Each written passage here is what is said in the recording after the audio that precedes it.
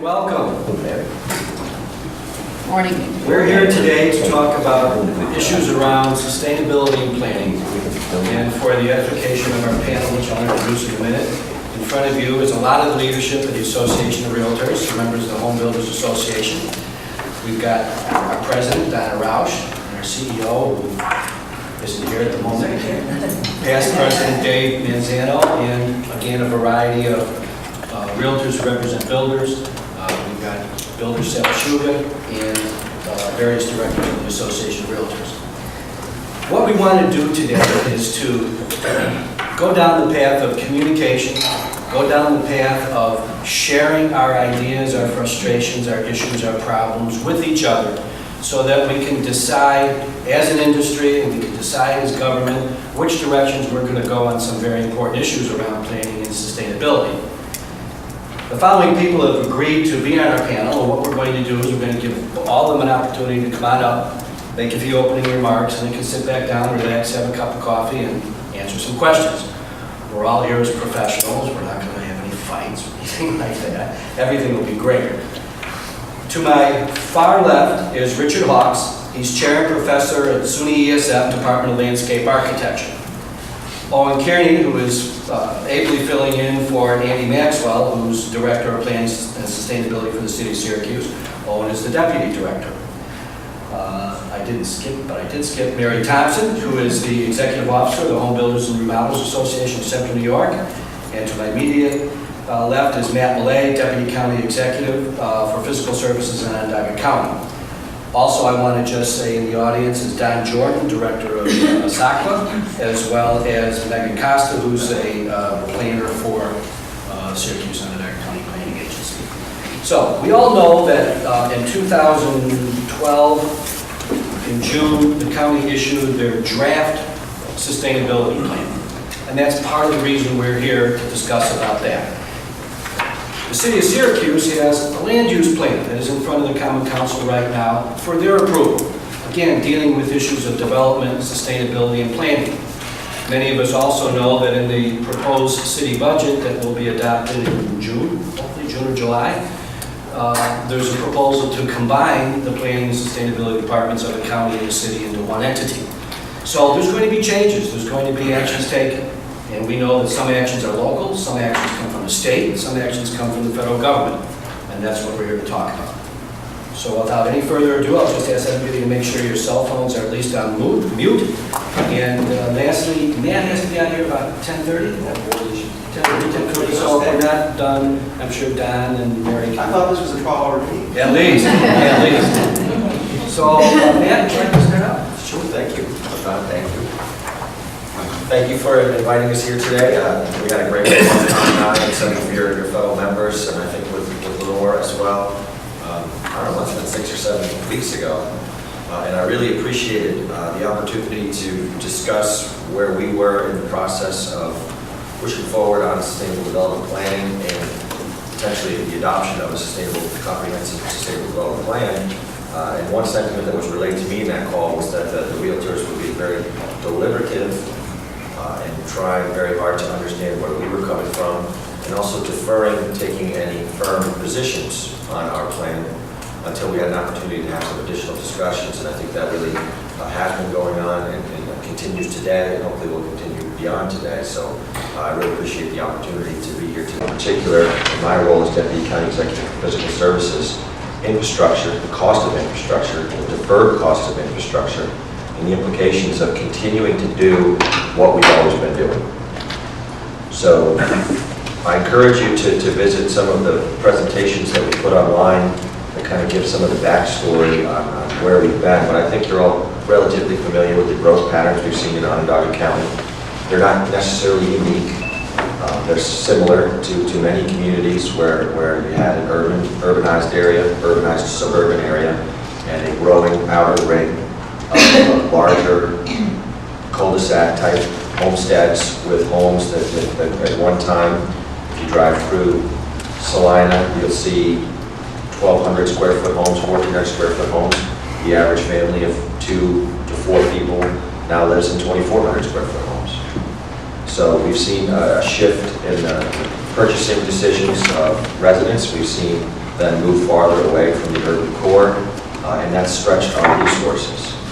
So what we're arguing in the context of the Sustainable Development Plan is that there are things we can do proactively to ensure that we're preserving more farmland, that we're keeping households in closer proximity to government services, that we're potentially pushing walkable, connected neighborhoods, that we're supporting our existing water, wastewater, and road infrastructure rather than driving more infrastructure out into areas where it's currently not served, potentially driving fewer miles per year. And then ultimately, the modeling that we've done and the team that Don and Megan put together to help build the plan projected that if we make some different decisions, or we're a little bit more thoughtful about our decisions, there's about a $21 million net benefit over the next 20 years to Onondaga County residents as far as increased tax revenues from infill type development that isn't a net negative, as well as decreased tax costs because we're not paying for new pump stations, new sewer plants, and things of that nature. But I really think that's the crux of the decision that's before us, the crux of the debate that's before us is can we continue to do what we've been doing? And I think fundamentally what the county executive has said is no, we cannot. That doesn't mean that we need to put moratoriums in place and that we need to prohibit anybody from exercising property rights.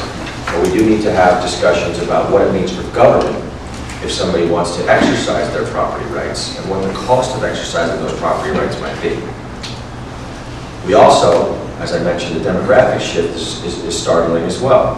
When we've got a healthy 50, 60-year-old population now, and this was a joke we've been telling about all of our things. Somebody noticed that the census data shows that in the next 20 years we're going to have a real spike in 80-year-olds. And somebody in my office said, "Why are all the 80-year-olds moving to Onondaga County?" I said, "No, they're just the same people getting older."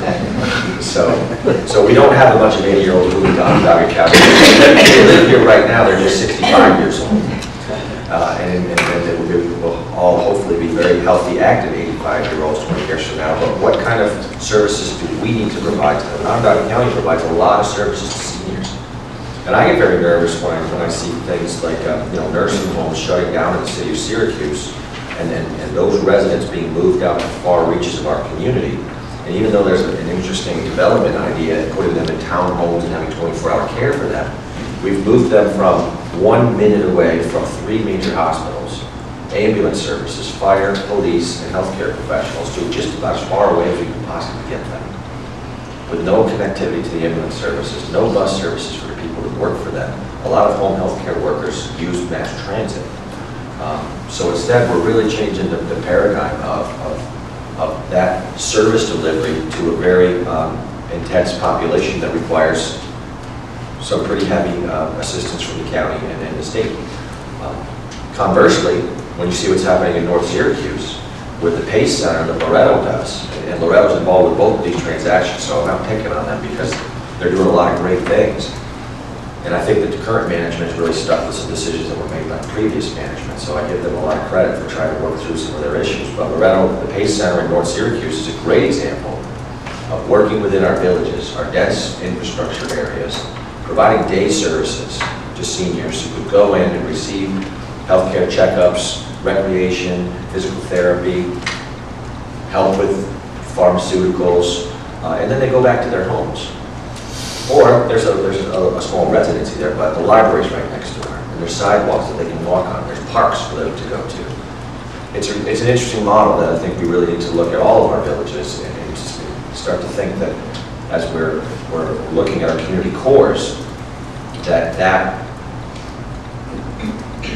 that business model in North Syracuse is exactly what we should be aspiring to for all of our villages, because they really are community cores. And if there's anything that on the list of things I would do differently with this plan as we put it out, I think Don and Megan and I would all agree that, one, we missed a letter.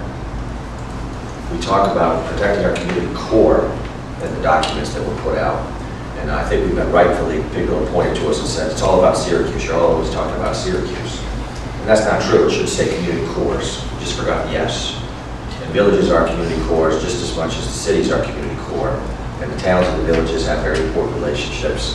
And the county executive very much wants to support the villages as community cores. And again, North Syracuse is doing some tremendous thing. Baldwinsville has done some tremendous things, investments on the riverfront, trails, high-density housing right along the river. There's potential. I had a meeting with the mayor on Baldwinsville recently. There's potential where we could connect the trail that they're building along the Seneca River all the way down to Onondaga Lake at some point. So you could ride your bike from Baldwinsville to Onondaga Lake, get on the Loop Lake Trail, and ride into the city of Syracuse without ever having to get into your car. All things that fit within the sustainable development plan pieces that we're talking about. So it's strengthening our cores is extremely important to us. We need to make investments in infrastructure that already exists, and that fits in with what the county executive put in the budget in 2013 called sustainability pays. So I think it's an important statement on the county executive's part. What she said is, I'm going to put our money where our philosophy is, and we want to put a fund together. And you know, you've probably all heard there's been a lot of consternation about the sales tax arrangement that was changed in 2010. The county used to share direct sales tax with villages. I think most of the villages took the sales tax as cash. It became direct operating assistance to their budgets. 1, 2, the towns also receive some sales tax assistance, but the majority of the towns, I think most of the towns except for 2 or 3, rather than taking the sales tax money as cash, basically gave it back to the county, and then the county reduced the tax levy in that town on the county tax bill. It took me about 18 months to figure out what the heck that was all about. Just when you think about sales tax sharing, you hear about all the complaints, you think the county was giving towns money, and they were using it to spend on salt and snow plows and buildings and electric bills. The majority of the sales tax money that was being shared with towns wasn't really being shared with towns. It was just reducing the county property taxes in those towns. That's now been done away with completely. It's been phased out completely. So now every resident in Onondaga County pays the same county tax rate across the board. And I don't know, maybe you see this in your business, though. Baldwinsville is a great example where the mayor said, because of that, the county tax rates went up in Lysander and Van Buren, and now the county tax rate is pretty close to, because it's higher, the village tax rate doesn't seem so much higher than what the town tax rate is. So hopefully that's made Baldwinsville a little bit more competitive on the real estate market of not having a big spread between the village tax and the town tax burden. When that was done in 2008, though, and I'll wrap up after this, I want to filibuster the whole meeting. When that was done in 2008, 2010, we were still dealing with the lingering after effects of the 2008 recession. Sales tax revenues, I don't know the exact numbers, but they went this way, not this way. It wasn't until 2012 that we got back to the 2008 sales tax revenue numbers. So at the time, 2010, that transaction was being done. It was done to make sure that the county wasn't going to go bankrupt and chew up our fund balance and go away, and also help to give some direct assistance to the city of Syracuse, because they really were being denied what I think some would argue, I wasn't part of the negotiations, I don't know all the numbers, their fair share of the sales tax revenue. And I think that we've done a lot of good work by getting the city the resources out of the sales tax that I think mathematically makes sense to get them. What we've seen, though, the good news, since 2010, the sales tax went this way. And now, in 2013, I'm very happy to tell you that sales tax revenues are beyond our projections. We're seeing really great returns. Maybe it's the mall, maybe it's just people being happier about the economy. Certainly the events of this past week don't help, but it shows how volatile our revenue streams are. A few incidents like we've seen in Boston recently, sales tax revenues could drop to the bottom again. We're back in 2008 in a month. But for right now, sales tax revenues have been very healthy. We have a healthy surplus. We have to have a discussion with the county legislature. Now, bringing it back to the plan here is, what are we going to do if our fund balance exceeds our policy target of 10% of revenues? What the county executive is suggesting is that we should use our excess revenues from sales tax to support the principles of the Sustainable Development Plan and invest in our communities and give direct operating assistance, not on an ongoing basis, not for structural costs, for capital costs, one-shots, and things that help to promote the ideas of growing smarter and fixing it first. Fixing it first is a key priority. We know every village and every town in Onondaga County has got roads, water, wastewater services that need lots and lots of investment, far more than we could ever send to them in a single year. So we're having discussions with mayors right now about potentially increasing assistance to villages by up to potentially $4 million. We provide $4 million in direct assistance now. We're considering doubling that for 2014. We were already doing suburban Save the Rain projects in towns throughout the Consolidated Sanitary District. And we will likely propose again to provide towns with direct assistance for updating their comprehensive plans, for doing zoning code updates that hopefully conform with the notions of the Sustainable Development Plan. We've also set aside $1 million for farmland preservation. We're working through an agricultural council that we put together right now to see what we can do to promote the ongoing operation of our existing farming. Farms in Onondaga County produce more than $140 million in commodities every year. It doesn't include multipliers for employment, property taxes, and things of that nature. So we're working very hard to not just say that we think farms should stay open and that ag land should be preserved. We want to help them develop business models that allow them to be profitable and stay in business. So those are some of the key elements that we're working towards, and I think it's important that we're not just waving a report around and saying, smart growth is the only answer, this is it. That will help to implement this. And again, the real challenge, I said this at the Planning Federation meeting over a year ago, was we're not Austin, Texas. They talk about smart growth in Austin, Texas. They've got a very different problem in Austin, Texas. Big influx of people, expansion of their urban footprint is ongoing because people are moving to town and they want to buy homes. We've got people that are moving out of suburbs around the city of Syracuse and moving out to the perimeter. And that hurts the suburban communities that they're leaving. It stresses our infrastructure on the perimeter. We run into situations where those are very old wastewater treatment plants that we have. And we're really struggling with what will happen in the long run. And Joni mentioned this in her State of the County address, is if we're not careful with our planning, in the northern area of our county in particular, and we do have issues in families right now with wastewater treatment plant as well, Oak Orchard will need a $90 million upgrade. That $90 million upgrade will have to be spread around the entire community, because you simply can't charge it to that last home that makes that trigger happen. So there's some real dollars and cents issues that we're struggling with, and that's why I really appreciate the opportunity to work through them with you as we get closer, I think, to talking with our legislature about adopting something. Thank you. Thank you, Ken. I ask everybody to hold your questions, write them down, and then we'll go through it afterwards. I'd like to now have one. Come on up. The Bureau of Planning and Sustainability was created in 2010 by Mayor Minor to examine how the city really maintains and strengthens the core in the city of Syracuse, not only for the benefit of the residents, but for the region. It's home to many large institutions, government and otherwise, our cultural institutions, economic institutions, and the importance of not only maintaining but strengthening that core is something that our Bureau is charged with. And we went about doing that and looking at that from a policy standpoint through our revisions to our comprehensive plan. And I know that today's focus, or the focus this morning, is largely on land use, sustainability, development, and I'll zero in on that with my remarks. But just to give you a little bit of a more broad context, the city had drafted a comprehensive plan about 10 years ago, and really wasn't being used, wasn't being implemented. And the mayor had again tasked us with examining the long-term vision of development and land use in the city, and the comprehensive plan was our vehicle to do that. The city largely relied on sort of individual neighborhood plans, and there was really no comprehensive vision for development. So the comprehensive plan, when we began revising that previous comprehensive plan in 2010, we had identified 5 components that we were going to focus on. Land use and development being one of them, and again, the one that I'll circle back to here momentarily. Sustainability, public art, historic preservation, and transportation, and in particular, bicycle infrastructure.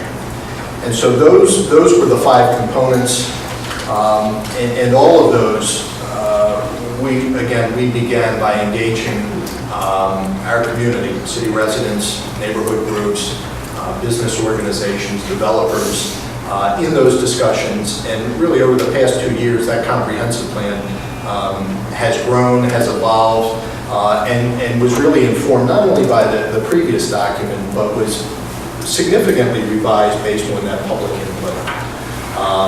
Public input and best practices that we examined as part of the development of the plan.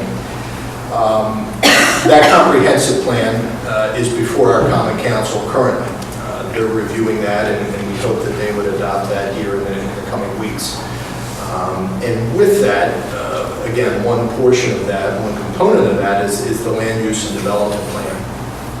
And the land use and development plan really takes a long-term view, 25, 30 years of development in our community, in the city, and looks to not only maintain but enhance our built environment in the city. Our city's parts of it over 100, 150 years old, and really has developed over the past century, and with the development of different neighborhoods, transportation corridors, commercial corridors. And really what we're looking to do is strengthen those development patterns, infill where necessary, address environmental contamination that's happened over the years, brownfields, make redevelopment of those brownfields possible. And in doing that, the land use plan, again, outlining many of these different goals, and I can briefly discuss those goals in a minute. But I think it's important to note that this long-term vision will ultimately be implemented by revisions to our zoning code, which again, Matt touched on briefly. But that is, while the land use plan is a vision for the future, that vision is going to be implemented by the adoption and revision of our zoning codes, which was last revised in 1960. So they're outdated, and they are largely tweaked. I don't want to say ignored, because we can't ignore them. They're a regulatory document and a regulatory ordinance, but it's something that both planners, our zoning office, and developers, builders alike, we frequently have to work our way through this process, both the zoning and development process, and we do that really without a guiding vision. And the development of our land use plan is creating a vision that both planners like myself, the development community, our boards, our common council, that there is a common understanding of how we're moving forward as regarding new development in the city, both residential, commercial, downtown, all the different aspects that we see on a regular basis that come through our office. We want to lay out a fair, predictable, and understandable set of rules and regulations as part of the revisions to our zoning code. So we're in a process now, and again, it sounds like I'm happy to talk about and answer questions about really any of these different components of the comprehensive plan, particularly the land use plan. But we're in a process now of coming off about 2 years, or finishing up with about 2 years of pretty intense public involvement, the development of the plan. That's before our common council for review and approval. And then it's our expectation that we would quickly segue into revising our zoning, revising our zoning ordinance and reviewing our development review and permitting process. All of this to bring this more current, more predictable for everybody involved, ultimately to benefit the core of this region, again, the city of Syracuse. So that's some of the stuff that we're working on that I think is relevant to this group. And again, I'm happy to discuss any of that this morning, and specific aspects of that. So thank you.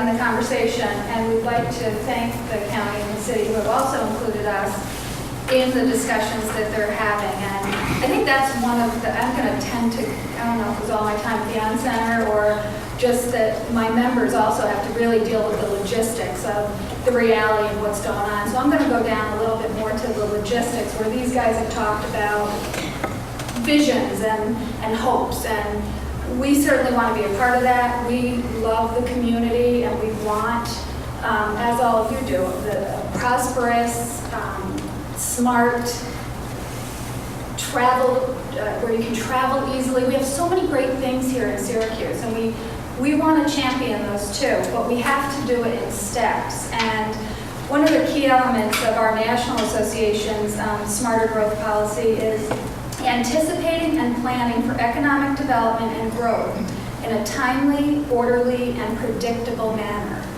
And that's what we're really looking for. The developers will do what needs to be done to develop, and new home construction doesn't impact the same way that older infrastructure does. So we love the fix it first idea. The problem is most of our local municipalities aren't set up to fix anything. They don't have the dollars to fix their roads, to fix their sewers. So this is a really big picture problem that we have to address as a community. Unfortunately, a lot of times new home construction kind of becomes the whipping boy, the one who is the problem child. Our guys have been really good about working with, and will continue to, as these guys have been good about working with them. The open discussions are the only thing that's going to move us forward as a whole. There's so many bigger issues about where people live, as you guys know more than anybody. What the school district is like, what the neighborhood is like, all of those kind of things. It's the cultural aspects. And so what I told Don and Megan constantly during the Sustainable Development Plan creation is, it's the education of the public that's going to make a bigger difference than anything. You want to change the culture of where people live and why they live where they want to live. We've got to educate them on what this means, and we've got to give them what they want out of the market. So that's really, really important. So the more we all can spread the word of, we just want we want a great community, and how can we work on that together, the better off we're going to be. There are a lot of steps in the process, and that's what we continue to ask for, is what these steps are. Sometimes I think we actually get ahead of the game. Okay, you guys were talking about infill, well, get us a map and tell us what infill is, and so that we can do the logistics part. And sometimes that takes a longer time than what these guys are used to. But as long as we keep the lines of communication open, that's really important. Again, the consistency. And something these guys didn't really let you know that I want to let you know on their behalf is a lot of this is coming out of what the EPA and the EPA starts at the federal level, brings it down to the DEC, and the DEC down to the local level, whether it be the county, the city, the towns, the villages. And the EPA is hitting so hard on so many levels. Our National Association is constantly fighting with them. The regulations that are coming down are so severe and so quick. Again, they're not giving time for things to change. So a lot of what these guys are doing is reacting to that in order to keep our community ahead of the game. So we have to be really careful about understanding that we can't just make this go away as much as we'd like to, because there are the regulations that we've got to fit. And I'm going to pick on Matt for a second here about the farms, because the farms absolutely are a huge part of our economy, what we need, but the small farms are having a horrible time, and that's because of a lot of regulations. They're regulated with the land use just like our developers are, and it gets hit harder and harder and harder. So those small farms are going to have a much harder time making things work too.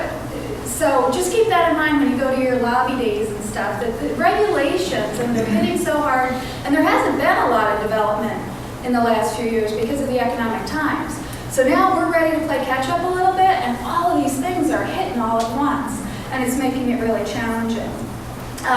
There are a lot of great things going on in our community, and it's very exciting, and I think we can continue.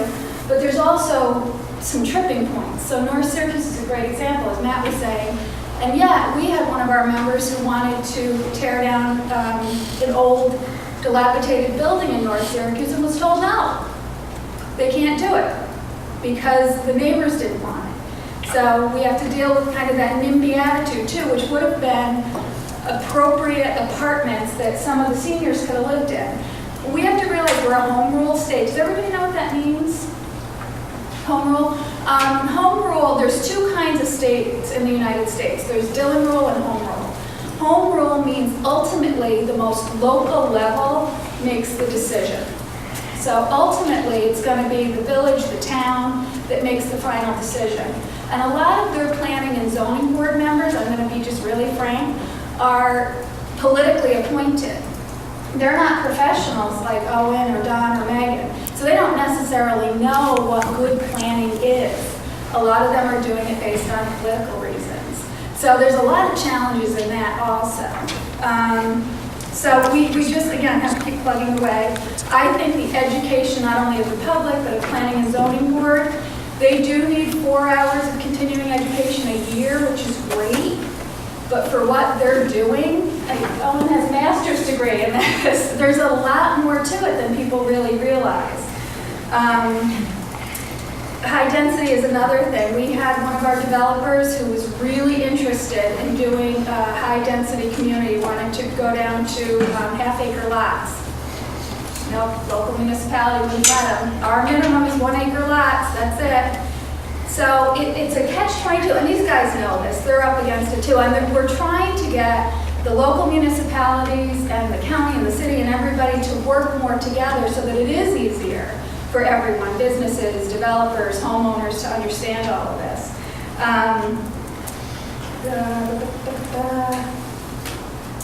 Development in the city, I want to touch on that for a second. Development in the city is a really interesting thing, and I think that there is definitely possibilities in the future. We're stuck in a weird catch-22 though also, in that just like infrastructure was continued to spread out, whether it be roads or sewers over the years, and nobody really planned for maintaining it. Over the years, in order to try to regentrify areas, they have government subsidized housing. Home Headquarters is a great example. Great organization doing really good things. But you know what? The market can't compete. One of my guys can't go down and build houses in the city because Home Headquarters, and they'll tell you this straight out, is building a house for $180,000 and selling it for $70,000. That doesn't work. It can't keep people employed. It can't keep businesses alive. So that's a real challenge that, again, we as a society, we've all just gotten to this point, and we have to work together to do things differently and to do things smarter. So I think that's it for now. I'll shut up and let Robert you go. I didn't exactly know what I was going to be talking about, but I have to admit Matt and Owen, I think, can really covered a lot of the things. I was on the steering committee, so I'm not going to go over the plan really. I think they're more the authorities even than I am. I think they were very articulate on its content and its reasoning. So maybe what I'll do instead is step back to a slightly different level, I think that you were talking about, that is, I just finished 20 years of running a program for the National Endowment for the Arts. It was called Your Town, Citizens Institute for Rural Design. What it basically boiled down to, I developed a program, and for 20 years I ran it, where we worked with small communities around the United States, everywhere from Maine to Hawaii, to Florida, and even in upstate New York, dealing with issues about the physical character of their communities. They would write proposals, and we would work with them for a year or two. And so I worked with over 100 communities. And maybe what I'll do is reflect a little bit more on what were the commonalities that I was running, because I think there are very much the commonalities here. The first one is, time and time again, we ran into this idea that many people were not totally frustrated, but somewhat frustrated with the way the community had developed. They would use words like, we've lost a sense of community, or we've lost some of our rural character and things like that. But what rarely did they understand was how much that had to do with the change in the physical environment in their communities. It took some time to get them to understand that the incremental change over time had resulted in a community, quite frankly, they weren't as happy to live in as they might have been in a previous era. And that's really one of the important things. One of them is about incremental change. Let's be honest, there'd be really no role of government or anything else if we could just kind of laissez-faire and say, why don't we just everybody do their own thing. Let's build a community any way any individual landowner wants to do it, or any realtor wants to do it. If that would result in great communities, quite frankly, I'd be absolutely opposed to the plan. but it doesn't. We know that, we can guarantee that, it's obvious. Then the question becomes, what's the role? How do we merge the private sector and the public sector? What's their role in the development of our communities? Who has what role? When it comes to infrastructure, I think you were very articulate about the fact government provides the infrastructure. I mean, you may build a piece of the infrastructure, but if you're connected into old infrastructure, what good is it? You may have a new line, sewer line, but if it connects into an old sewer line, it's only as good as the plant that it connects to inevitably. So government obviously is working with infrastructure, roads, sewers, water, social services, schools. There's a lot of things government has to do. So if the private sector and the public sector don't work together, and they don't work collaboratively, I mean, essentially that's the frustration that I think everybody's faced with. If I had to rewrite the whole current plan, I have to be honest with you, I'd probably get rid of some words.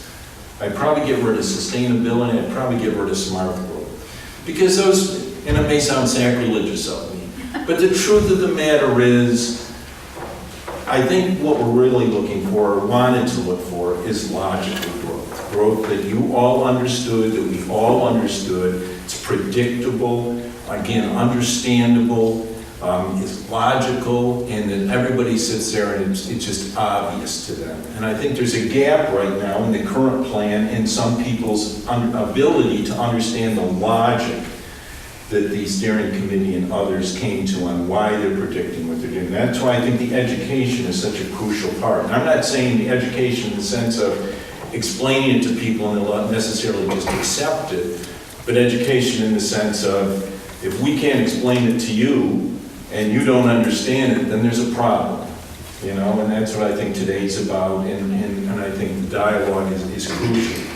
I think the other thing is that I think that one size doesn't fit all. And that's one of the things I learned going around the country. If I ever made mistakes, it was because I was taking something from one place and trying to apply it to another place. It has to be indigenous. It has to build up from the community. It's the very people in this room that have to defend it in the end. I would hope in the end that you could sit up at the podium and defend the plan. It shouldn't have to be the government defending the plan all the time. It should be the whole community defends it because they believe in it. Another thing I think is that we have to, again, take into account the impact of the way we build our communities and the quality of life. I'm up at the university, obviously, and let me just give you a couple of little examples. I work on the master plan for the campus constantly. It's one of those ongoing things. I would say in the last 4 years, and I don't think I'm exaggerating at all, we probably quadrupled the number of bicycles on our campus. I mean, quadrupled. I mean, they're everywhere. I can't find enough bike racks there. I live right next to the university, and I drive down Euclid every day, and I don't know if you know Euclid.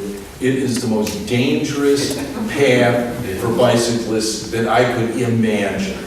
And it frustrates me every day because I got all these students, all these kids, some of which have been in pretty severe accidents already, and they want an environment where they can ride their bikes.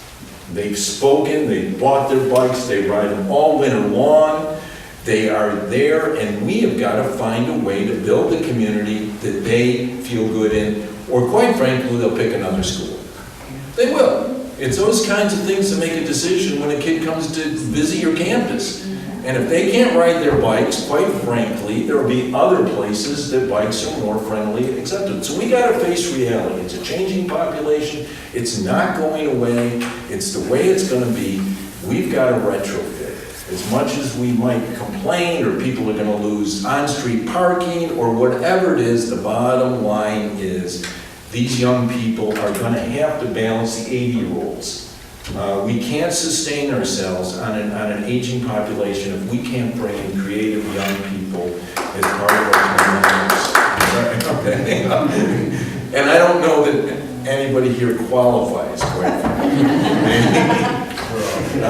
We can dream. And same goes with things like the trails that we're building. I think the Creek Walk, I hope they expand the trail around Onondaga Lake. These are all incremental changes. As far as I know, Onondaga Park gets something like 750,000 visitors a year. It's fantastic, the amount of use. If you ever go down there on a Sunday, we need more and more and more of those things. As population demands it, they are not going to accept anything less than that.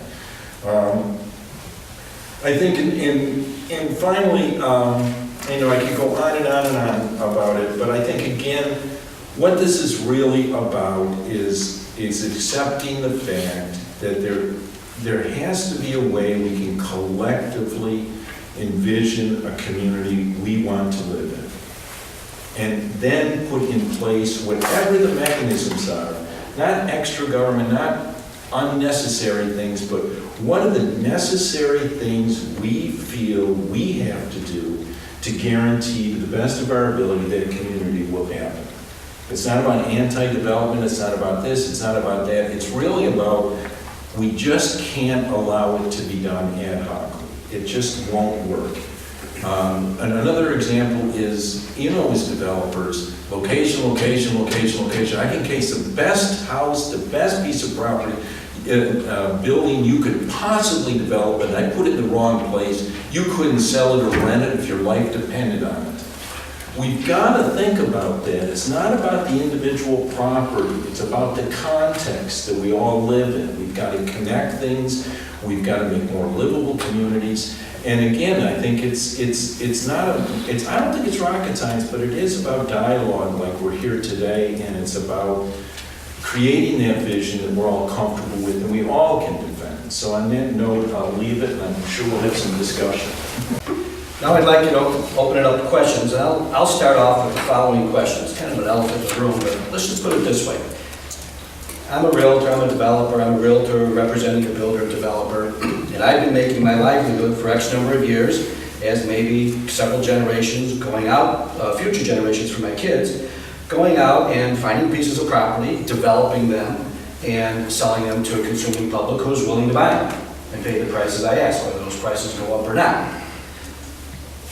How is sustainability and smart growth and planning interfering with my ability as a free citizen to engage in the kind of business I want to engage in and sell properties to people who want to buy them?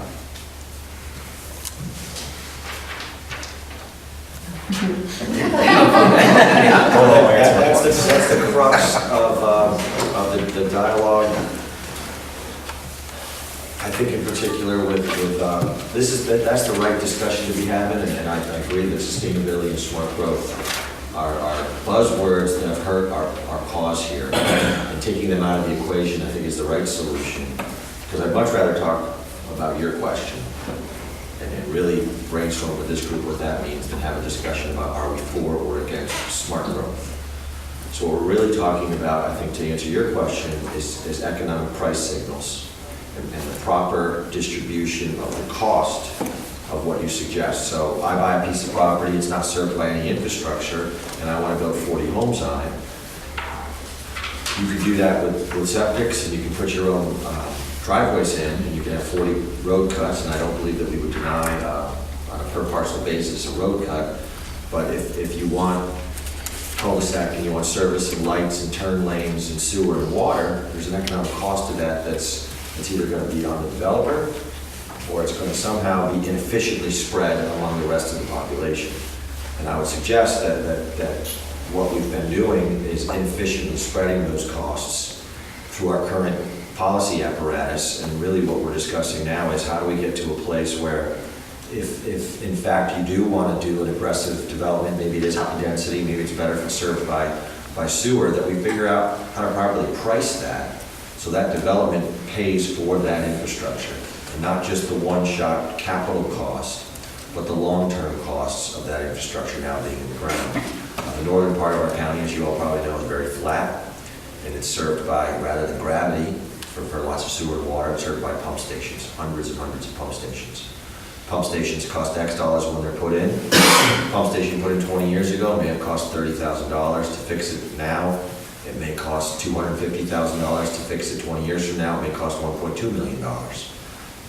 That cost is being borne by every ratepayer in the Onondaga County Sanitary District, not by the residents of that housing unit necessarily. That may not be true in every case. I don't know every system and how it works, but when that pump station is transferred over to the sanitary district, the entire sanitary district bears its cost. So it really gets down to price signals.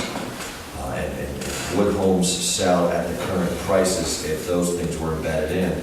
And the other fear is that we lose control of some of these costs from the governmental perspective. So we can say yes or no, maybe, at a town level and through home rule, but when traffic gets to a certain point and an accident happens at an intersection, DOT does a traffic study. As an accident study, we own the road, our law department requires us to do it in order to report back what our liability might be for that accident. If we do a traffic study which shows that we need to make an investment in that intersection, we now have a legal liability on our hands if we don't make that investment. So an intersection that used to be perfectly fine, but then 3, 4, 5 developments came in, and now we have people waiting 10, 12, 15 seconds to take a right-hand turn or a left-hand turn. All of a sudden, these automatic signals happen, and then boom, we got to spend $14 million to upgrade an intersection. That wasn't on our radar at all. So those are the dilemmas that we have. So I think this really gets down to, and I've talked to some legislators about it, and they said, we're with you. We very much agree with property rights, and we don't want to take it away, as do we. The real policy challenge we have is how do we properly price the cost of the infrastructure that will serve those properties when people elect to exercise their property rights. In addition to that, obviously the infrastructure being a big thing, and the city has plenty of our, while the city is contained, much of our infrastructure it needs improvement. And there's some of that's underway, but I think not as much as we would all like to see. But I think in addition to that, and I know, the idea of, or the striking smart growth from the record, or having that be somewhat of a negative buzzword, I think thinking about it, I think something Richard said, the idea of context, and particularly in the city of Syracuse, what our planning efforts are looking to identify and prioritize as far as development goes, and largely redevelopment of existing buildings or infill development, a little bit different than maybe some of the things that you're seeing on the edge of the county. But that we recognize our existing transportation patterns, providing different housing options, creating a sense of place. These are all things that, again, smart growth identifies and prioritizes. And frankly, our planning does too. And I think what this does, and you mentioned something very important, Richard, is that bicycle infrastructure being another one, that this is to the city's competitive advantage. This is something that's not found in the rest of Onondaga County, this dense urban environment.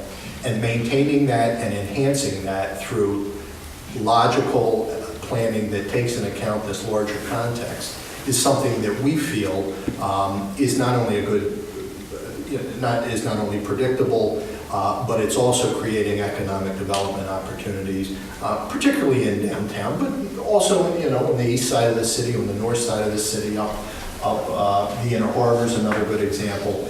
Being conscious of the existing built environment, enhancing what's good about it, recognizing demographic changes, and outlining all of these things in a planning document is a way that we feel it creates opportunity and attracts new residents and new users into the city. So some of those smart growth sort of buzzwords and ideas may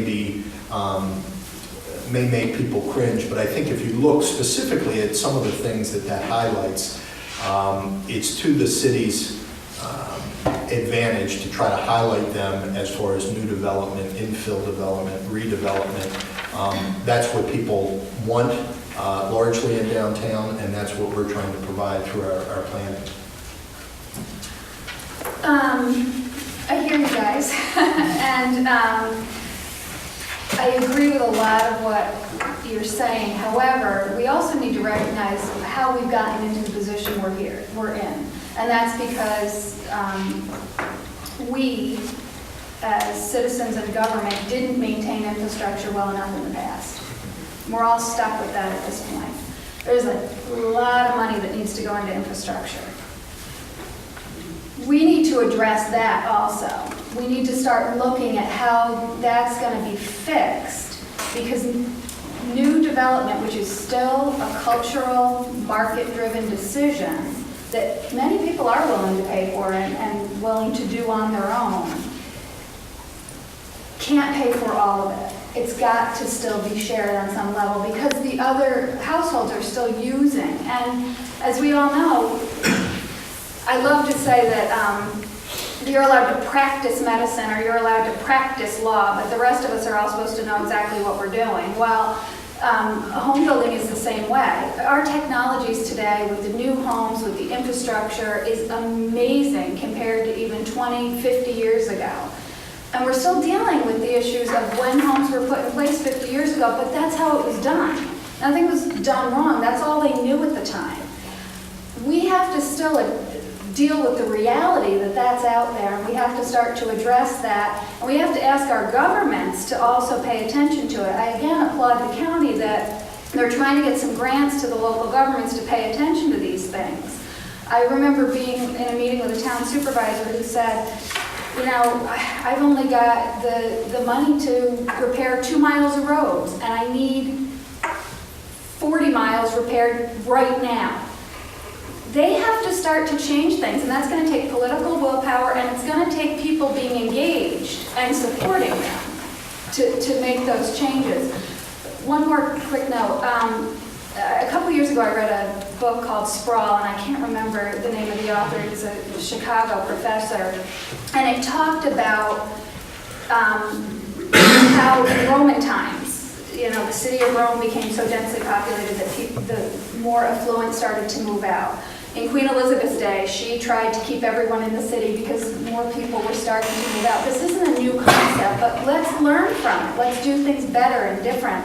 And sprawl, smart growth, sustainability, I like logical growth. I'm all for logical growth. So we need to deal with the realities also, and as we move forward, again, keep the lines of communication going, but this isn't an all or nothing kind of proposition. We still have to continue to do business and move the community forward as we're figuring these things out. I don't think so, other than, I guess I would ask them about, I think what everybody would benefit from is if they can switch hands mentally, and if the developers would switch hands and say they own the infrastructure, how would they use the infrastructure, and what would they do? And I think they would be logical, and they'd say, well, I'm going to build everything I can on the existing infrastructure. I'm not going to overextend it. I'm going to do, because that's the way developers think. They try to minimize costs and maximize profit. So I think if we all could switch each other's hats a little bit and look at it from the other point of view, I think some of these things would not maybe disappear, but would at least be more understandable. But I think the point was exactly right, is that who's going to bear the cost of the infrastructure? And how are we going to deal with the fact that we've deferred the maintenance of the infrastructure for so long? And is it logical to keep extending it at the cost of infill and other ways to at least maximize the use of what we've already built? And I think, there's no right answer, but I think there's an economic answer. And people need to understand if they don't address it from an economic point of view, we all pay the cost. And can we live with that? Sal? First, I'm not sure that you got an answer to your question. Okay, that's number one. Number two, the sustainable growth, smart growth, sprawl, whatever you want to call it. Sal, will you let everybody know what group you represent? Sal Shuda from the Home Builders and Remodelers of Central New York. But in this, using that verbiage, the one key thing, and Richard, you said this when you were talking, is we have to have it so that we can easily defend it.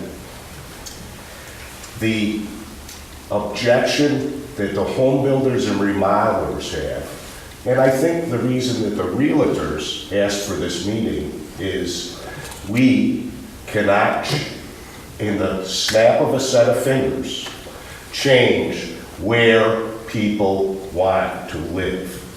We don't develop parcels, and by the way, we pay for that infrastructure.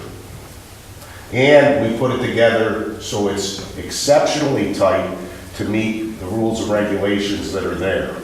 And it also won't fail like the old infrastructure is done. Now, as far as the money part, I think that what happens is when you get a new development, some of the dollars that you're collecting in taxes need to be set aside so that they can help do some of the repairs of the other thing. Because you have 10 to 15 years before, with the exception of a pump station, you're going to be spending any of that county money on that infrastructure. But what we really have to address to put it together so everyone can work is, what motivations can we do to townships that are insisting on 100-foot frontage lots, half-acre lots with sewer and water, which stretches out the footage of what you're doing, and in the future, whether it be 15, 20, 30, 40 years, because we're talking about some infrastructure now that's 80 years old, that we haven't done a thing with. But the tax money did get collected. Right.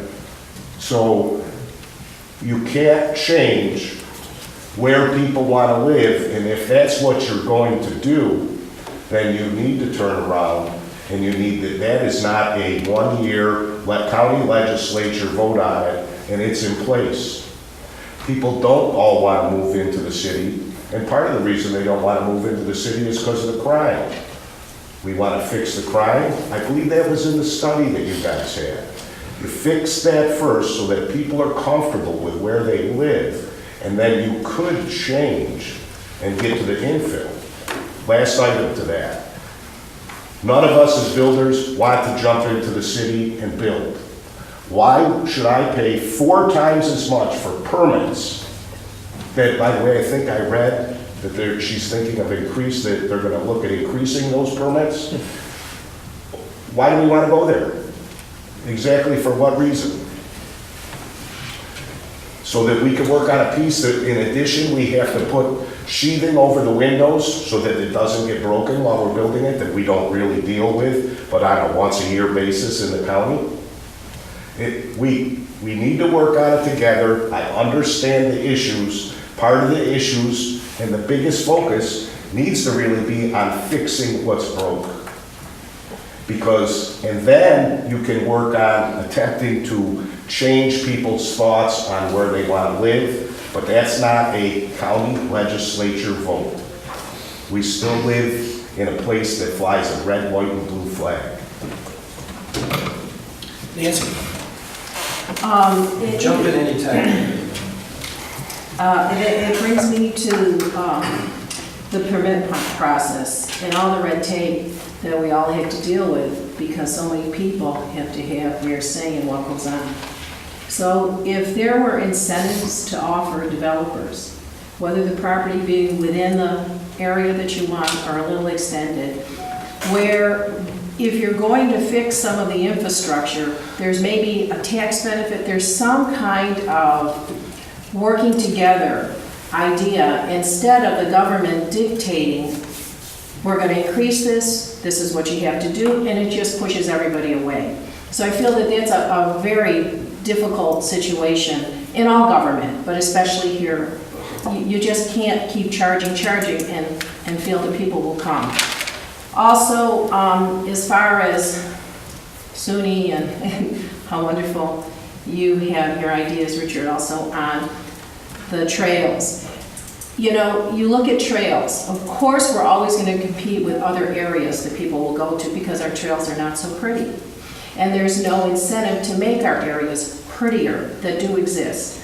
You have 60, 70, 80-year-old majority of people that would love to help or guard or be involved in some way to engage these people now that are somewhat retired to say, could you come and sort of stay around here or watch, or could you help us encourage people to come out here or whatever. I mean, if there was a task force to try to engage other people, we don't have enough police to make things safer, we don't have enough, but if you had a neighborhood group, you know, just as an example, and I know this is off the subject a little bit, but the Syracuse Developmental Center that went up for sale, God forbid, I went through that to show a prospect.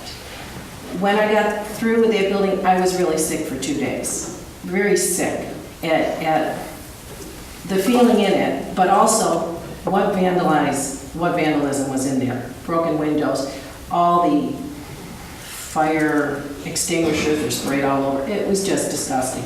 How can there be a police force to guide that the whole time? And you have entry, probably 30 ways to enter the building. I'm just saying that if there were other sources to help make this area prettier, to engage more, to make us feel better about Syracuse. And this communication, I think, helps in many ways because we are trying to be where you are, as you might be trying to be where we are too. So this is the best. We don't disagree with anything you suggest there, and that's why these conversations are so important, because this isn't really about us being against anything that you're suggesting.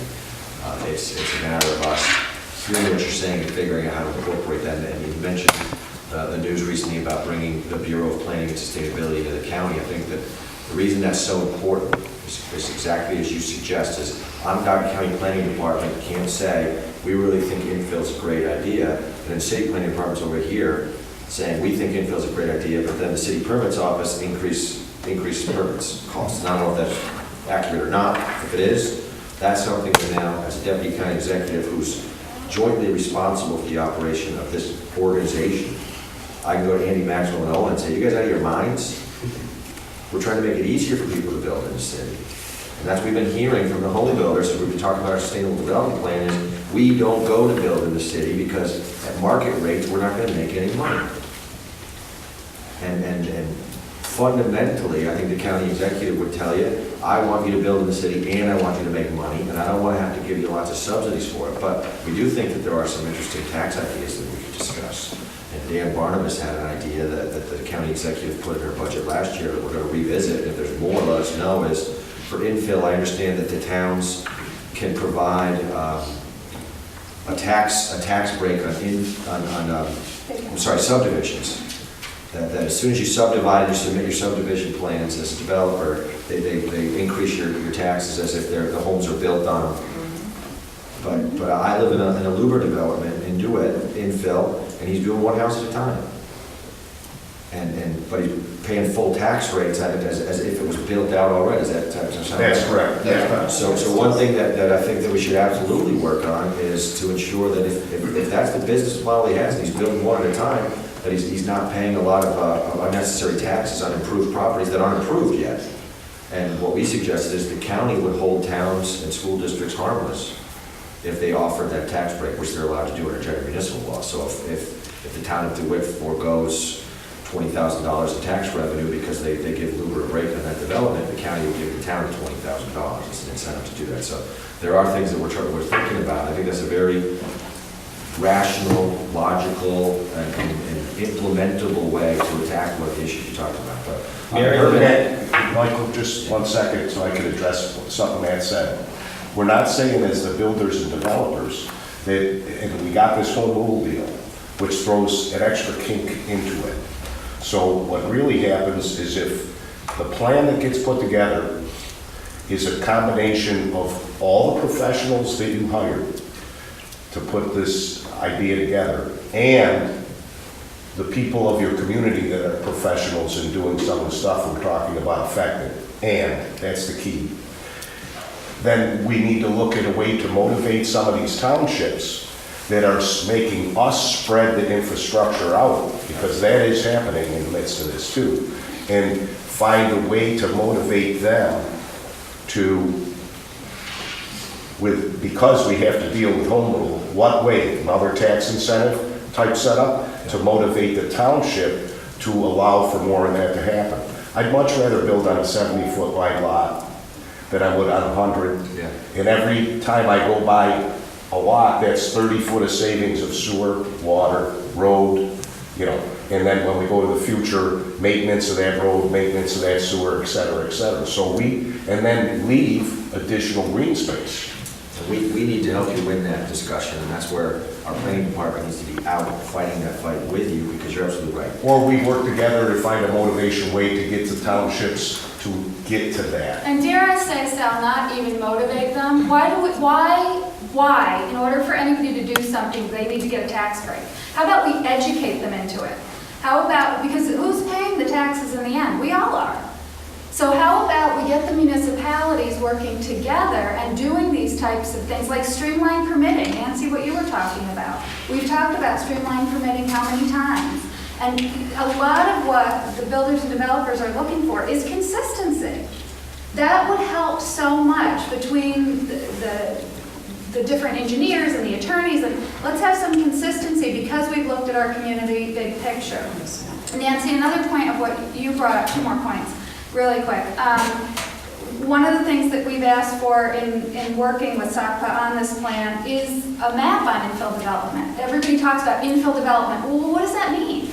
Because quite frankly, if a builder or developer on a lot of pieces of property could have developed it, they may have. Now, if it, as Owen was alluding to earlier about toxic properties, that's a whole different animal. Maybe that takes some tax dollars to help incentivize by cleaning up and making it a gray field or a brown field in the future so that it could be developed on. But most of the time it hasn't been developed on for a reason, whether it's flight patterns or whatever. So we've asked for some infill development maps of what that exactly means. We'll continue to work on that. But again, we ask for these things because they make logistical sense, and we understand that it takes more time to just get these things done. And your point about the security is a good one, and I think there's a lot of good things going on in the city. The TNT groups are doing a lot of good things, and again, I challenge everybody in your own way, whether it's in your community or somewhere else, get involved yourself. We as citizens are the ones that need to help make this happen. We can't just say to government, hey guys, do this. We have to be a part of it in some way, whether it's giving these guys feedback or whatever. I think that's really important, but there's a lot of low-hanging fruit here, especially in the permitting end. Mike? For Matt and Owen, we're talking about private sector here, supply and demand, capitalist society we live in. You know, Matt, you made a question, you made a statement, you know, people were leaving the city and moving to the suburbs. You know, if you make a plan and for 30 years it works, or it doesn't work, you still got paid. Private sector over here is, you know, we're 100% commission on this side, whether it be a developer and a developing company and stuff like that. You know, to change the mindset of the buying public, you know, that's an issue right now. That's a big issue, like to say, well, why do these people leave the city of Syracuse and go to the suburbs?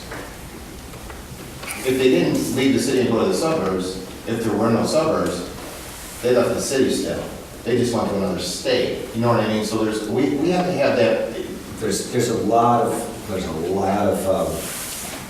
policy implications to that statement, and it's something that we struggle with at the government. You're absolutely right, and it feeds into that price signal point that I made. Is that are those homes really properly priced when they're constructed out there? I don't know. That's something that I'm sure we can study. Well, I'm so unique to this industry because, you know, 29 years here on the board of realtors, 29 years as a home builder and a member of the Home Builders Association. So I'm in this knee deep. I've kind of asked Lenore to get involved to help Mary. You know, I think you have issues with, you know, wet weather days and things like that, where a big real estate community, you know, over time, things change over and we go inside and maybe we can say, hey, you've got a drain pipe here connected illegally and we can be your eyes and ears in that. Just like we mandated smoke detectors and carbon monoxide and stuff like that. So this organization wants to work with the county. Home builders want to work with the county. But, you know, to stop some growth, residential growth, like we have a suspension out in Oak Orchard right now, you know, it's probably a commercial plant that has done something out there that right now we have to investigate, you know what I'm saying? But the plant's only running at 64% capacity. And I understand we're bringing a big pipeline to the corner of 31 and Cudna Road for the White Pines. Not yet. Yeah, not yet. Well, hopefully not yet, because We're not. We're not. but Believe me, I see the irony there. yeah, I agree. So, my point is, this organization wants to help the county. We know they have some issues. We know that the system in the city, oh, and I'm gonna tell you a story. Not your mayor, this mayor, a previous mayor, did a song and dance in front of us and said, if we can give you builders lots free, will you build there? And we weren't talking about home headquarters now. We were talking about fair market. We were talking about the Parade Home style builders. We were talking about, you know, the all-star team coming down and saying, you know what, we're gonna build affordable housing in the city. You guys couldn't even get on the same page. The city couldn't even decide the location that they were going to take down, redistrict, put the infrastructure in and say, here, Mr. Builder, go build us a house and let's bring it. In other words, so we kind of turned our back a little bit on that. I mean, there was a song and dance. I mean, there was a lot of courting to the home builders. Hey, come back to the city. You see what I'm saying? And the permitting was just, once we started investigating it, that was kind of the joke. Like, why are permits 4 times, you gotta go through this person and that. So there are a lot of good things that the two organizations can do with this county and the city, you know. But one is, this is private sector, you know. A lot of these agents in here, we get relocation customers that fly in, you know, they're gonna be, you know, working at, you know, the next insurance company, the next high-tech company, stuff like that. They don't ask to go to the city. You know what I mean? They've already got their stats on the cities in today's day and age. So they end up in the suburb. They end up in the Luber development. You know what I mean? That's what they want. So we got to kind of fix that, the image in the city, schools, crime, taxes, all that stuff. And So- Mike, just in fairness to Owen and Andy Maxwell, that's a lot of the groundwork that they've been Right. working on since that previous. Well, I want to be able to correct, you know, we've asked you as a builder organization for some maps. The market changes fast, you know, we strike when the irons are hot. I mean, getting maps to us to help our organization say, okay, this is where you want the infill. We don't know where you want the infill. We're trying to get sewer infrastructure so that we can say to the builder members, here, this is where they think we want us to build, so we can move in that direction. You follow? Yeah, and it's a very valid point. I know Don and Megan were working on that. We attempted to get some resources in the last budget to do the infill study, which we weren't successful with. We can still get the fun. There's only one real hard line in the sand here, as far as I think the county executive's perspective of what this means, and that is that she does not support expanding the sanitary district in its current form. That means the lines on the map that are the sanitary district.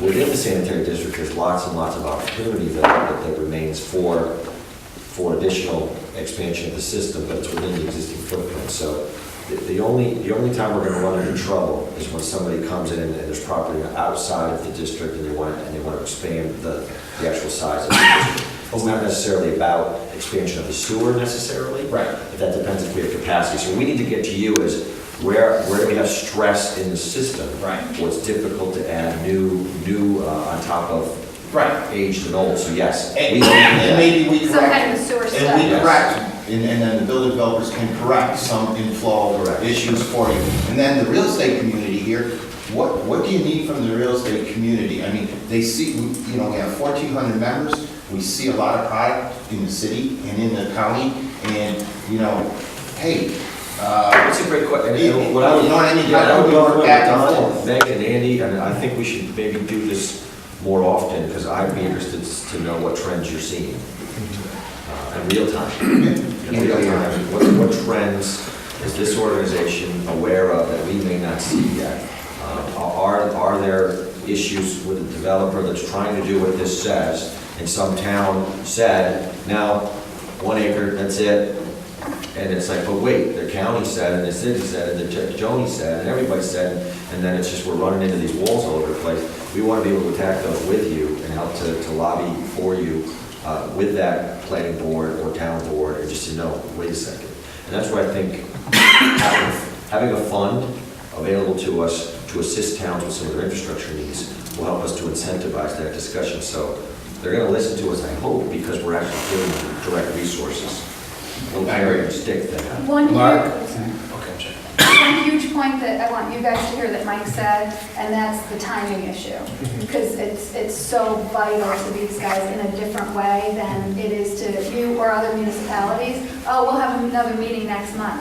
That's a whole month. It's a great, yeah, we're So to hear that, yeah. we're really thinking long horizon. You're absolutely right. So pull us in and Mark, I think the trends are important for us. to We do. should have more meetings like this. I mean, look at what Sal just said about the permits being so high, and your eyes opened up, and next to Owen, this is good communication, and I think we can move forward if we can continue to do this. But I applauded you earlier, you were all great, but I applauded you earlier because, Richard, so many people move out or don't come ever to begin with. And how many people live in Onondaga County and in the city who are our age now, and they're still here because they went to Syracuse University and never left. So I'm thinking about the people, I'm thinking about the present and the near future of all the people that don't come because they see alternatives everywhere else. What you said is critical to the survival and thriving of where we are, of doing the bike trails and recognizing those things. Because right now we're dealing with the problems we're dealing with now. I'd like to be able to have problems to deal with in the future. And if we don't have these students coming in, once they come, they're going to stay because it's so wonderful to live in Central New York, but they don't know until they come. We won't have these problems to deal with because they won't come. And so I think it's so important what Richard said. And the relocation business. Yes. Companies are growing in Central New York. Your executives are not going to come in here if they don't have options in the suburbs sometimes. And we're going to pick on Larry Luber, he's a good friend. I mean, you live in a Luber home, you built a really nice house. I'm not going to find that home probably in the demographic of Syracuse proper right now. You know what I mean? Unless we find a community, we start again and build some new stuff. So, that needs Judy, then Janet. Dave. My position here is many. Number one, I'm a lifetime resident, town of Cicero, Brewerton, New York, waterfront property. I'm also a taxpayer. I am a realtor. I am a business owner. And I'm also a previous supervisor in the town of Cicero and soon to be again. That's us. Our condolences. Oh, yeah, and I play the spoons too. But I am here because it is so important. And I became a supervisor because of the very same reason of money, what happens to our towns and our people, and how we can make it better or keep it good. I instituted bicycle trails the best I could. The problem being the roads are too narrow. You can put up a sign, and I'm sorry, bicyclists, I respect them, but they don't respect anybody else.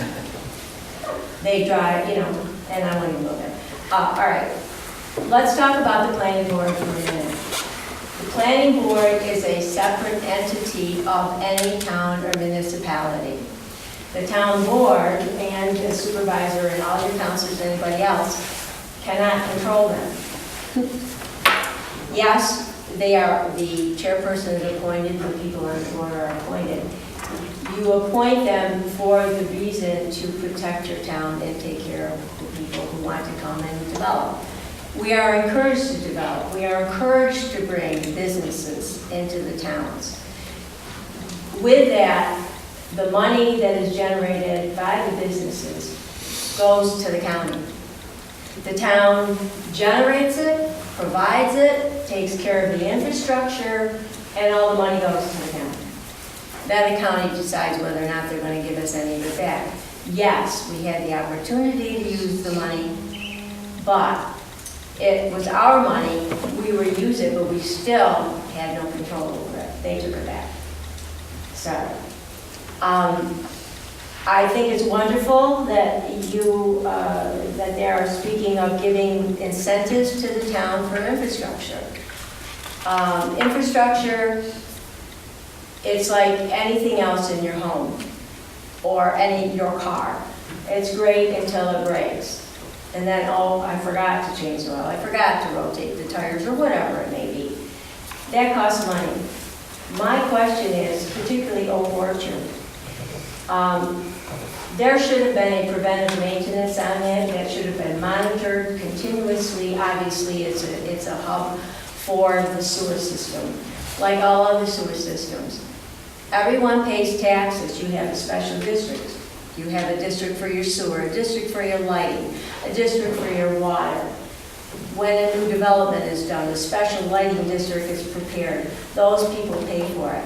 Unfortunately, I see, just like the Thruway, we were promised it would be free. They found other means of using our government money, therefore it's never going to be free. So we will pay for all these infrastructures.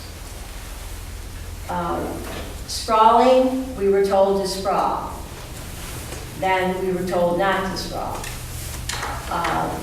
The towns don't necessarily determine the size of the lots. The farmer who can no longer farm, because he can't afford it, is sold off his property. They make a profit, and the developers go in and develop. Obviously, a developer who can build more houses in that particular area makes more money, which is okay. But that plan has gone to the town. That plan has gone to the county. The county looks at it. The county comes back with their recommendations. So, you know, this idea that nobody knows what the left hand and the right hand are doing is wrong. They do know. But it can be bypassed, just like anything else. The light, when we speak about intersections, specific area where there's a big development going in on Route 31, right next to the post office in Central Clay, it's right on the border. The amount of homes that are being put into this area, the amount of traffic that is going to be funneled out through one specific intersection. There's only one other road in and out. It has been argued, it has been fought against. The state will not allow any more curb cuts. The light isn't even up yet, and the county's thinking, well, maybe, or the state, we'll get it up this summer. It's been 2 years. That intersection is an accident waiting to happen. Very fortunate no one's been killed. If someone got killed there, we'd have a light. I wrote 6 pages of notes just sitting here and listening. Save your notes.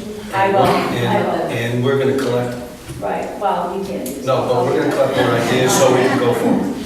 I'm sorry to take all your time, but I do need to get this out. Flooding, waterfront property. The person I understand who does all of these new flood maps that we have sits in an office in Texas and does a topical view. I would encourage every single one of them to come and visit and look at the areas. It's unfair to the people who are being taxed with flood insurance. It's federally generated, it's federally regulated. They're the ones that tell us. Just a little more information. My mother lived in the city of Syracuse on Harvard Street, all of their family. My father was one of the first people to build a home on the water on an Oneida Lake. We were considered country people. Well, guess what? We're still country people, but people like that living. People like city living. There's nothing wrong in any of that, but when you're being forced because of an economic money situation where you are being forced to do something that is not of your context. You don't want to go there, crime is one thing, closeness is another. People say, I don't want to reach out and touch my neighbor. I want a little bit of my own space. That's the mentality of people coming up today. Young people, yeah, they're riding a bicycle, a lot of them, because they can't afford to own a car, they can't afford to pay for the gas, they can't afford anything. No less go to college. So, you go to the city, it's closeness, it's work-related, hospitals, shopping, visit the zoo, go to the colleges, go to the historical area. That's what a city mindset is. Villages are wonderful because they're small and clustered. You are able to walk. You are able to become a part of that community. A municipality, the farther you get out, it is an area where there is more space. There is more traffic because, as you know, people want to go there as well.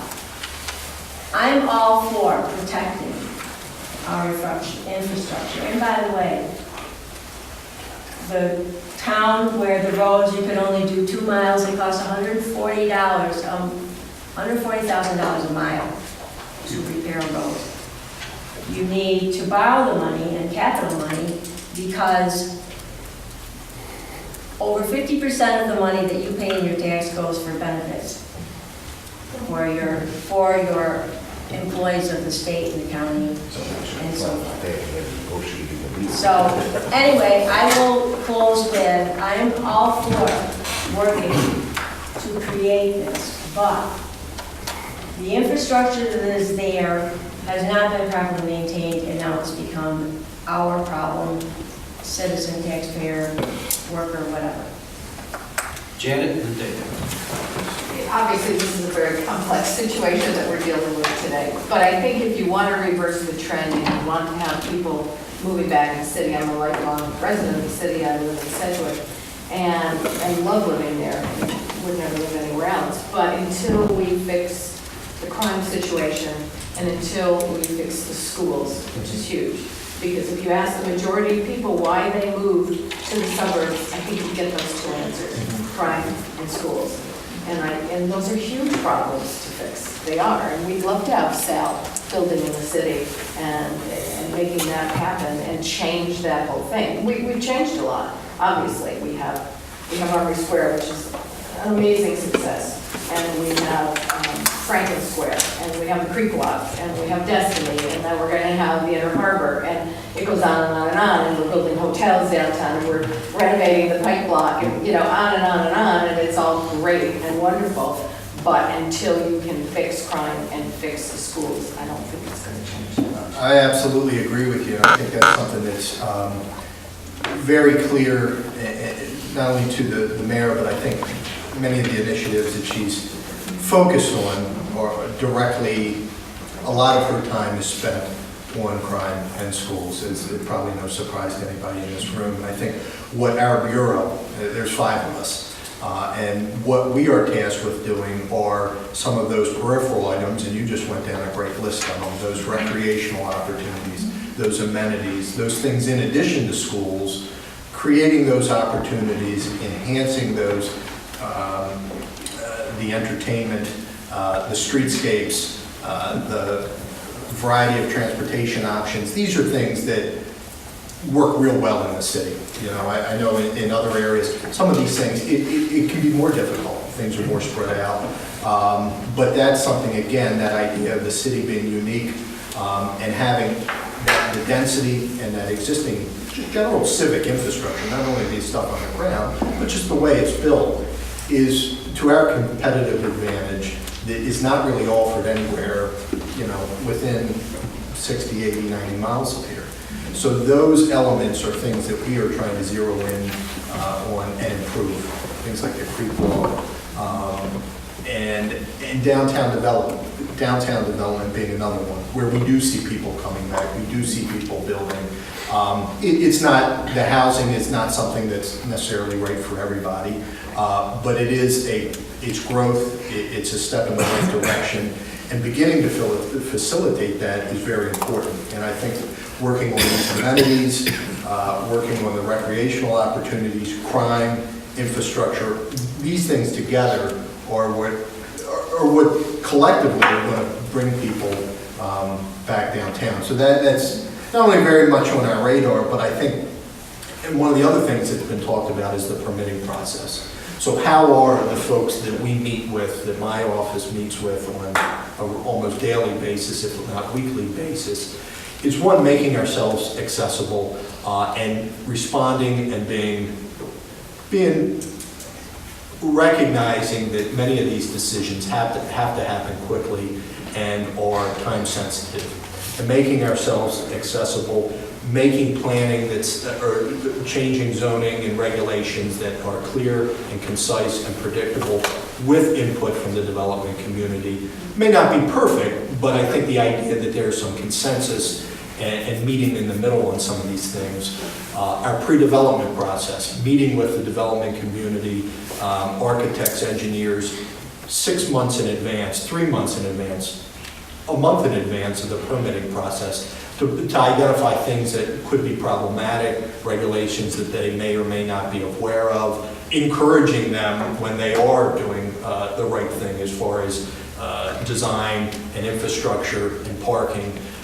These are all things that it's very important to us, not to just say, oh, it's posted on the website or here's the rules, but to be accessible and to talk through these things with people. And I think the creation of this bureau is an important element. We were not there before, so you were kind of calling the mayor's office or the zoning office and its policy and its rules and regulations, and I think we're that bureau in the middle to finesse some of this stuff. So again, a broad range of issues here, but I think not only one, we acknowledge and recognize these are all issues, but I would offer that we're trying to be conscious of them. And I think in some of these cases have really made some great strides in making it more attractive. And I think that's why a lot of whether it's the Merchants Bank or the Pipe Block or improvements on North Salina or on Erie Boulevard, why there is new both commercial and residential development. And maybe that's not quite as broad a scope as we see countywide, but it is moving forward. And we have Gannon's ice cream. Again, I apologize to Mary's very astute point is that one of the banes of my existence is regulations from the state and federal government. So I have to run to a meeting with our chief regulator that is costing us all hundreds of millions of dollars. But it is to protect the environment, so it is a good thing. I wanted to leave some parting sentiments and suggest that we do this again soon, whether it's this group or the committee. I'd like to be joint with the realtors and the home builders, and in particular, what I'd like to follow up on is trends. What are you hearing out there? Are we in fact missing something? Is there lots of demand in areas where we're not providing services so far? Are we having permit challenges? Is there rumors that we need to know about so we can dispel them or attack them? Legislatively, I would ask for your support for our merger with the Bureau, for ASACO planning and going together. It'd be very important for us, I think, to have this organization reflect upon what we're trying to do there. Is that the mayor did take a bold step in starting a Bureau of Planning and Sustainability, but at the same time, SACPA already existed, but SACPA existed as county planning and city zoning. Now it's, what we really want to do is county planning, city zoning, and then very importantly with that, and this is one thing that Don's going to focus on, and this is what he really went to school to do, is GIS services, which ultimately I hope will help your industries as well. Is that the more we know about our infrastructure, the more we have that system in place that's available to towns and villages and businesses, we can make better decisions about where the right infill is. So what I'd like to do is come back to you over the summer and have discussions about what we're looking at with our budget and projections on how we might do the Sustainability Pays program, or maybe renaming the Sustainability Pays program. We'll call it the Real Property Tax Stabilization Program. and then also talking about some of the other initiatives that the county executive will be considering in her budget and getting your input on them before she comes out with her budget in September. So I would ask if we could stay in touch and maybe get together. I know 9 o'clock is when we're all generally doing our day job, so if we need to do a 7 o'clock or a 7:30 breakfast meeting and get together for an hour and then go to work, then, we'll make that work, and we'll get our soccer people here as well. Good. So thank you for having me, and I apologize for running out. I have that challenge because I will be working with core developers and representing the sales of the Inner Harbor. So although we won't be doing single family, we will have condos and townhomes, about 200 approximately, and about 200 apartments. So that's going to be created a brand new neighborhood, and that in and of itself, I think, will set the stage for a lot of us working together, because we will have those challenges of the safety, of the people's perception, but I think that this brand new $350+ million development will certainly, I think, set the stage for the Self-Shukers of this world to have us utilizing a lot of this infrastructure in city, working together with developers to make working downtown and developing and building downtown something that becomes an easier task, because certainly we're going to have quite the challenges down there for all of us. And we think it's going to be a success, but we still have a work cut out for us. Rich? And I don't think people are implying this, but just in case some are, I at least don't see it as a competition that we're trying to relocate everybody from the suburbs into the city personally. I think that Armory Square and the Pikeville and things like that is creating a housing market that quite frankly didn't exist 25 years ago. And there's a niche of people in America in their young age. Absolutely. And I do have friends that are now selling their places in Fayetteville and places and moving down to Franklin Square and things because they want to downsize. They're at that stage of their lives. And we didn't have that building stock 25 years ago. So these issues are all exactly right, but we haven't quite gotten to the critical mass yet. I think we don't have grocery stores, we don't have a lot of things yet, but if we get there, I think everybody's a winner, I think, out of that. I think it's not like we depopulate the suburbs, but it's more that now and I think part of it is too, and you mentioned the people coming out of college, there is a group that want to stay here, and they have different kind of housing needs, but also, I don't know about you, but a lot of people's kids move away, and then there's a point in time where they want to move back. And if jobs are the first thing. If they don't have a job, they're not moving back. But the second one is it a place they want to live if they've lived in Austin or if they've lived in Portland or places, and if Syracuse doesn't meet the needs of them and maybe their spouse at that time, then, and I think that's why the Inner Harbor is so exciting and things. Right. It makes it an exciting place to be. Because there will be the retail component also. There will be grocery stores, there will be dry cleaners, there will be beautician salons. So there will be hotels, there will be, the walkability of that neighborhood will be something that we haven't seen in the past. Mm-hmm. Right. To Richard's point, and Mark brought this up earlier, the Chamber, Center State, has done a tremendous amount of work in recognizing the resources we have with the higher education institutions and putting together incubators to create companies and make jobs available. So that part in partnership with, we are a lag measure to economic development, but we're a huge piece of economic development also. And so we need that other part, and it's happening. And so we need to be more proactive and be prepared for those kids who are going to stay and going to want different kinds of housing. And one point that's come up a couple of times that I think is another thing that really could be worked on, and everybody needs to be out there giving it lip service, and that's intermunicipal, municipalities working together.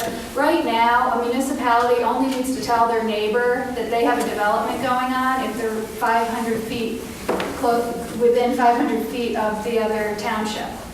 But it's gonna affect the other township, and if people would work together, but of course, they're competing for dollars, Right. which makes it more challenging. And again, we're all in this boat. This is how we've grown as a society. We have to do things differently in the future. And so the municipalities working together, and hey, you're putting an office park in place, okay, you know what, people are gonna need to work there and they're gonna wanna live here, let's put residential over here. So it's that kind of conjoined working together that's gonna make the community as a whole a much better place. Question for Owen. In the city right now, could the metro system really handle for the next 5 years, 500 families moving in. There's always been some talk at county level with the system itself, the growth. In other words, I agree that there's a new demographic moving downtown, taking a warehouse building, now making it 2.5 baths, maybe a family lives there, maybe 2 young professionals, whatever. So I'm kind of curious to see, Onondaga County permits, new home permits, roughly the last few years is, 500-600 houses maybe, and now we're talking about maybe, could the city handle 400 or 500 new families for the next 5 years? I'm just curious to see what's the answer, because in my opinion, if I put 500 houses over here, and I run through this existing sewer system, and then you put the same 500 houses in the city, and run it through the same sewer system, I'm not sure what we balance. Right, and understood, and I think, I don't have a concise answer on yes or no. I Okay. think part of our review process is examining that, our public works and our sewers and streams folks, looking at, all right, this is the renovation of existing, a warehouse building, the SU warehouse right there at West Street in Fayette. That was done a few years, 4 or 5 years ago, and here's a vacant building, which obviously had very limited impact on infrastructure. And then, again, not residential component, but filling that place full of people day and night in some cases. The existing infrastructure, that was a pretty big redevelopment process, and the existing infrastructure largely was able to accommodate that. So I think there's kind of 2 questions here. One, just sort of existing city infrastructure and whether it can handle it. And I would offer that that's part of our development review process. Density and infrastructure is there, so I think generally it can, but the age of some of this stuff is over 100 years in some cases. I mean, I think there is still some wooden legs. Which is the kind of what the builders are seeing is, you know what, we can't fix that. It's so, we're coming out here, there is the growth, so it's a catch-22. And let it be known too, from the county level and also the mayor's office, they've saved the taxpayers here a lot of monies on fines because of Save the Rain, initiatives and stuff like that. So they have saved us money by doing the things that they thought that they could do economically. Right. Nancy, then Dave. I'm just looking at brain power to get more involved with the people that are making decisions. Because you have Syracuse University, ESF, and you have Cornell. You have an enormous amount of brain power with the students who could really come up with ideas that honestly would be far better than some of the professionals who enter meetings coming in with agendas. So I'm so happy that you're here, Richard, because you're bringing another piece to this that we need to look at. And I think students that are in the colleges, you don't need to pay. This could be a project that they come up with a concept and a development. But you need to open up and start to look at resources that you can go to that doesn't have to cost money, that will be far more effective, I believe. The youth, if they're involved in making some decisions, they sometimes will stay because they have pride now. They can look at the beauty. We cannot compare ourselves to San Francisco with all that, and of course they have their own issues too, but we just need to pretty up this area and take more pride. And it needs to come from young people, and it also needs to come from our age and retiring. That's going to be the group that can work together. But they need a driver. They need to have some kind of vision that honestly, professionals are too weighted down to even see beyond this area. So I believe you need to try to get projects. I'm sure students in your would be happy to come up with some infrastructure ideas, to come up with some ideas, and maybe there's governmental groups at Syracuse University that would know how to lobby for money. to take care of this and to show if we do this now, this is what we can have. Thank you. To take care of this and to show if we do this now, this is what we can have. Thank you. As a realtor for 24 years-ish and involved with builder development, I do know that location, location, location, that's number one. And be focused in, keep your eye on the ball in regards to trends. And these are all good things that we've discussed today. But I also know that incentives have a tendency of making objections disappear. And so does the right price. With that being said, when you have some form of an incentive for a developer, for starts not being charged on your existing inventory on your lots, maybe some of that money could go to a little bit of a better design, maybe it could go to a little bit of a better house price, maybe it could go to some better green space. But that's one thing, being charged on existing inventory on lot warranty or yield. That hurts. As far as a consumer, an incentive to maybe go into an area that it's starting to trend and head in the right direction, but a little skittish about going there for either safety or what have you. All these things obviously need to be addressed, but an incentive, in my opinion, also would have a tendency of making that objection also disappear. The right objections make highways disappear, they make elevated driveways flatten out, and in my opinion, they also could cause some direction and a trend for an area, maybe Inner Harbor, maybe even a part in the city that they're trying to focus on, or even a community that they're trying to get momentum on where we feel the trend is, but I think it's a plus. So food for thought.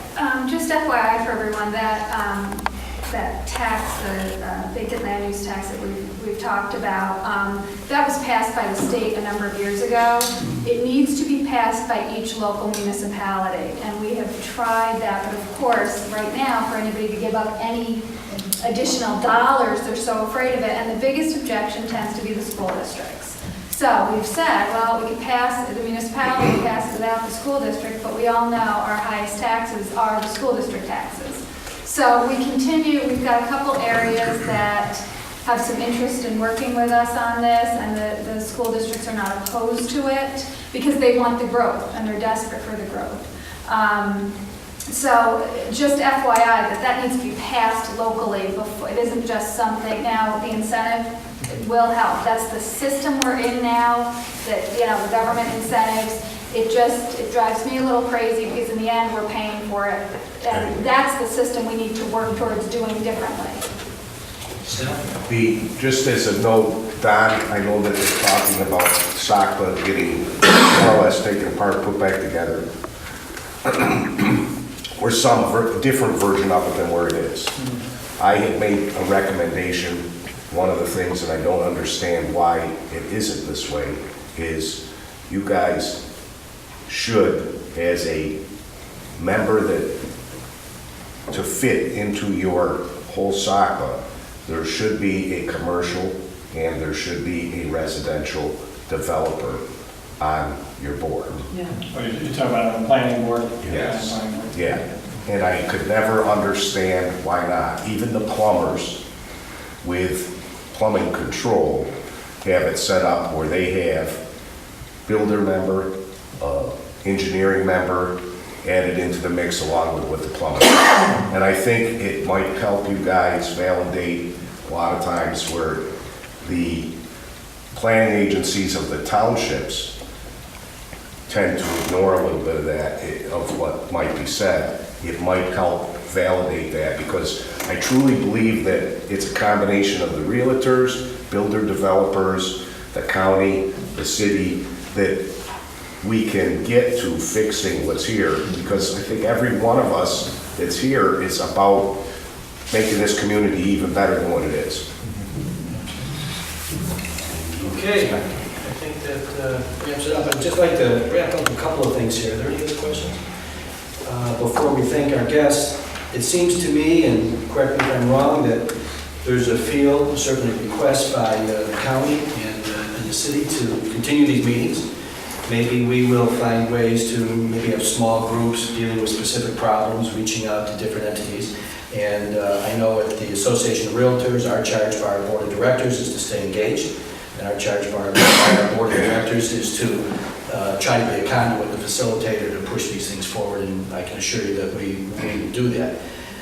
We also heard a lot today about our collective responsibility, about educating each other, educating our clients, our customers. I think that's important.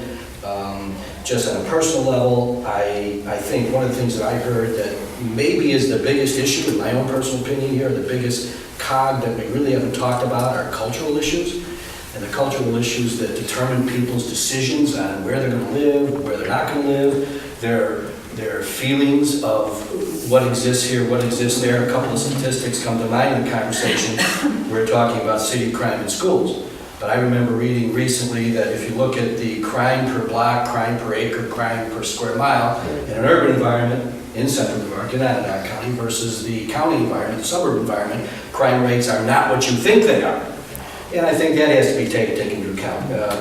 And, you know, when you look at situations like a city school district where you have a 52% graduation rate, for good or for bad, if you go out for a city school district to graduation in 6 years versus 4 years, that graduation rate is 70%. So I think there's a lot of cultural miscommunication, cultural lack of understanding, lots of issues. You know, you have a suburban school district that has 15 and 20% of the student population living at or below the poverty level. You have an urban district where you have almost 80% of our student district living at a poverty level. When you start talking about housing choices and planning and sustainability, these issues are going to come to play, and we just can't get around them. But I personally want to thank our ledger committee again, our staff, everybody who showed up, and most importantly, our panel. Thank you very much.